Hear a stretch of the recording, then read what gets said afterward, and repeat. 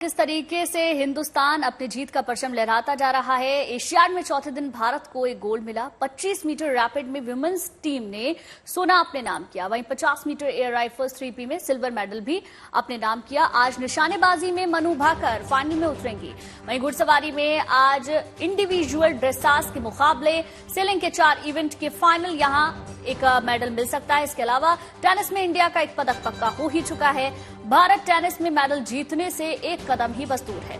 Tennis खिलाड़ी सुमित और अंकित quarter finale में खेलेंगे। वहीं निशानेबाजी में भारत ने कुल 5 पदक जीते, जिनमें 1 गोल्ड, 1 सिल्वर और 1 कांस्य है। रोइंग में भी भारत ने 2 सिल्वर और 3 कांस्य के साथ 5 पदक अपने नाम किए। क्रिकेट में भारत पहले ही गोल्ड जीतकर इतिहास रच चुका है। सेलिंग की बात करें तो यहां भारत ने 2 मेडल अपने खातों में दर्ज कराए हैं। इन्वेस्ट्रियन में अब भारत ने गोल्ड मेडल अपने नाम किया है।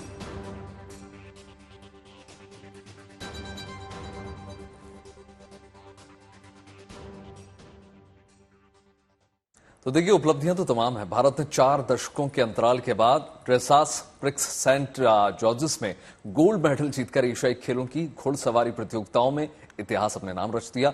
एशियन गेम्स में भारत के खाते में तीसरा ये गोल्ड था, उसके बाद चौथा गोल्ड भी शामिल हो गया। और घुड़सवारी में सुदीप्ति ने और दिव्यकीर्ति सिंह, हृदय छेदा और अनुष की चौकड़ी की बदौलत 41 साल बाद देश को फाइनली गोल्ड मिल गया है। कुल मिला के आंकड़ा पहुंच गया 4 और total 16 gold medal for India in equestrian, and joining me are the team members and the young athletes from Indian side who has done for the nation.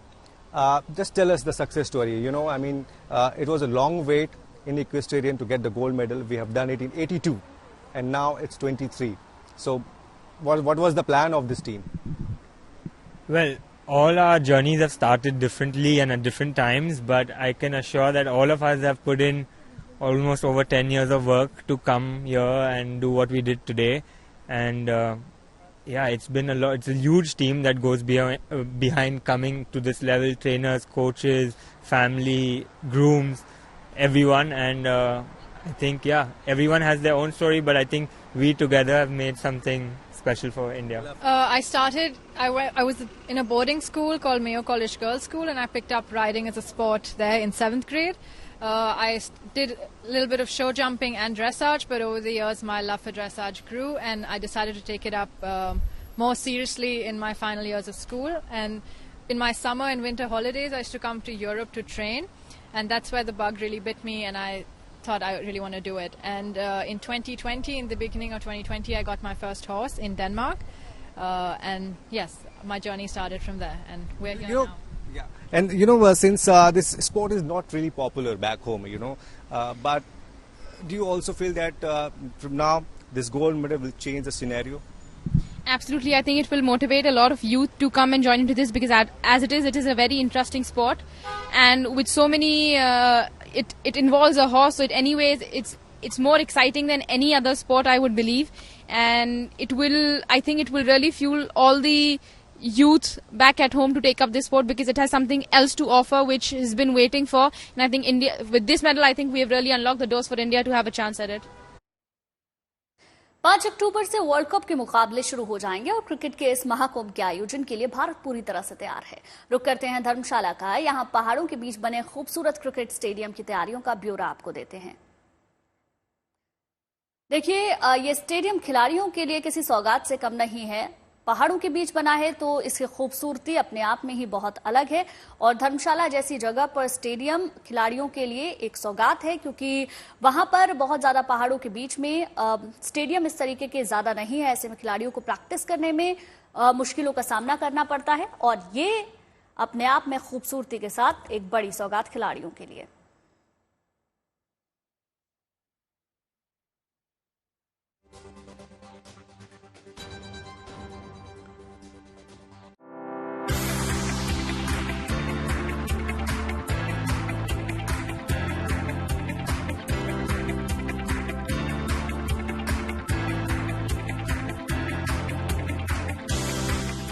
सज रहा है, संवर रहा है हिमाचल की पहाड़ियों के बीच बना धर्मशाला क्रिकेट स्टेडियम का ये मैदान।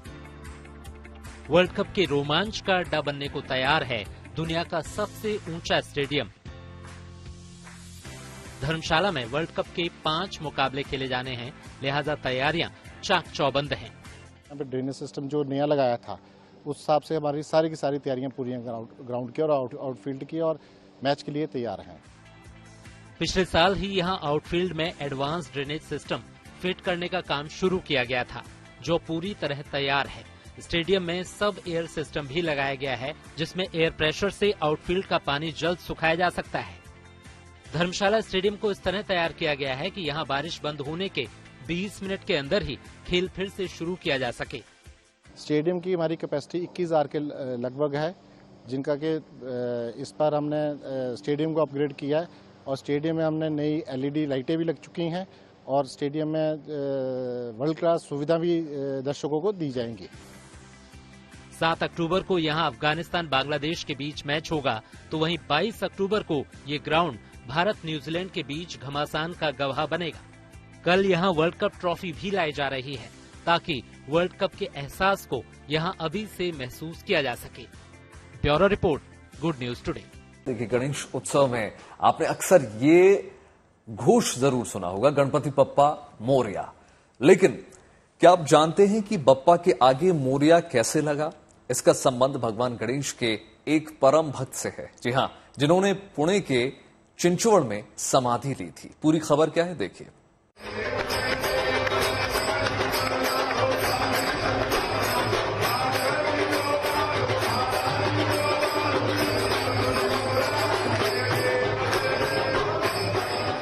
ये है पुणे के चिंचवड़ में पावना नदी के तट पर स्थित मोरया गोसावी मंदिर, जिसे गणेश भक्ति का साक्ष्य स्थल माना जाता है।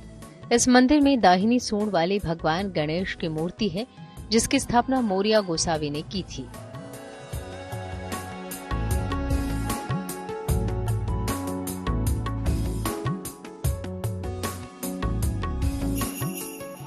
दरअसल मोरया गोसावी बहुत बड़े गणेश भक्त थे, जिन्होंने 1561 में जीते जी यही समाधि ली थी, जिसके बाद उनके पुत्र चिंतामणि ने उनकी समाधि पर इस मंदिर का निर्माण कराया था।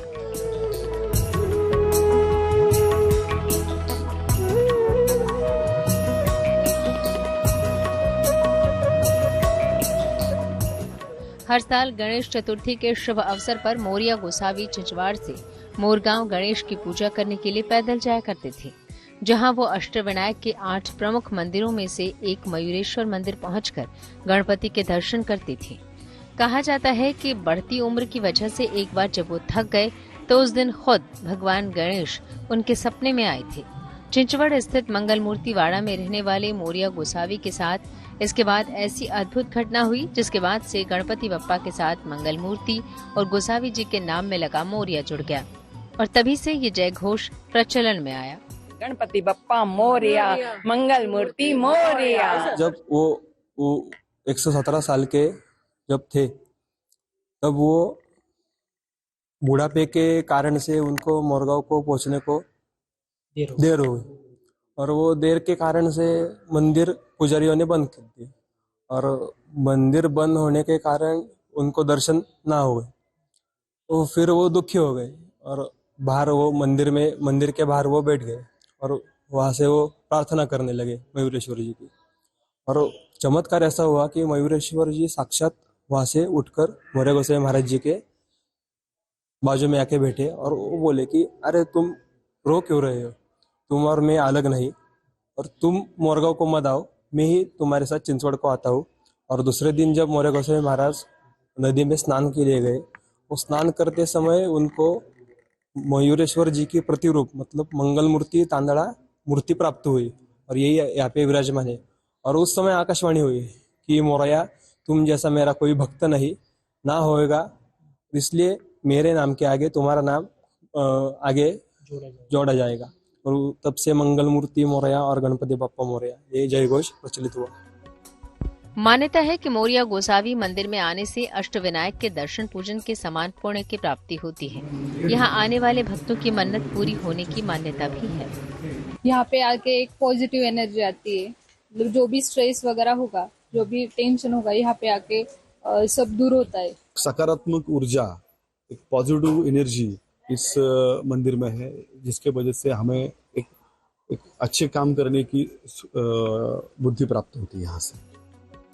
इस मंदिर में न केवल बप्पा का अद्भुत रूप विराजमान है, बल्कि बप्पा के परम भक्त मोरिया गोसावी के साथ साथ उनके वंशजों की समाधि भी है, जो गणपति के प्रति इनकी आस्था की कहानी कहता है। पुणे के चिंचवड़ से श्री कृष्ण पांचाल के साथ bureau report, good news today. देश भर में गणेशोत्सव की रौनक है, लेकिन महाराष्ट्र की बात थोड़ी अलग है। यहां 10 दिनों तक जितने धूमधाम से गणेशोत्सव मनाया जाता है, उतना शायद देश के किसी और हिस्से में नहीं। गणेशोत्सव के मौके पर श्रद्धालुओं के उत्साह की झलक यहां के पंडालों और मूर्तियों से लेकर प्रसाद तक भी दिखाई देती है।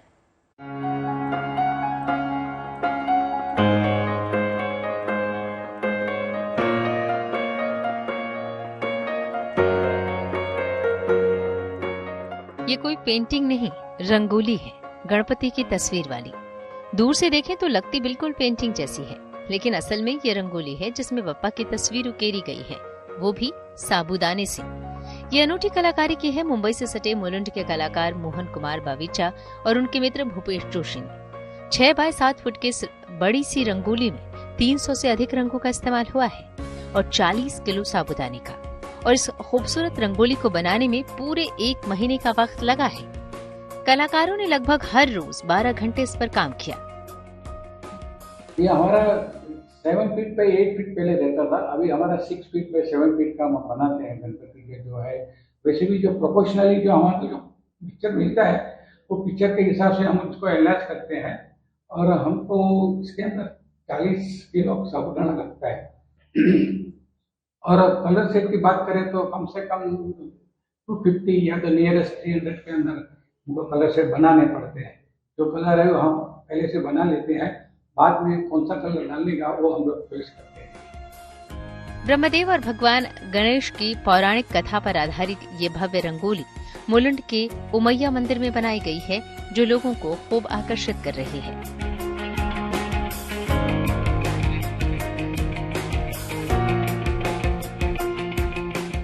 ऐसी ही अनोखी कलाकारी दिखी अमरावती, जहां श्रद्धालुओं ने केले से गणपति की अनोखी प्रतिमा बनाई। मतलब केले के गणपति। इसमें केले के 25 घड़ का इस्तेमाल हुआ। गणपति की ये मूर्ति लोगों को खूब आकर्षित कर रही है।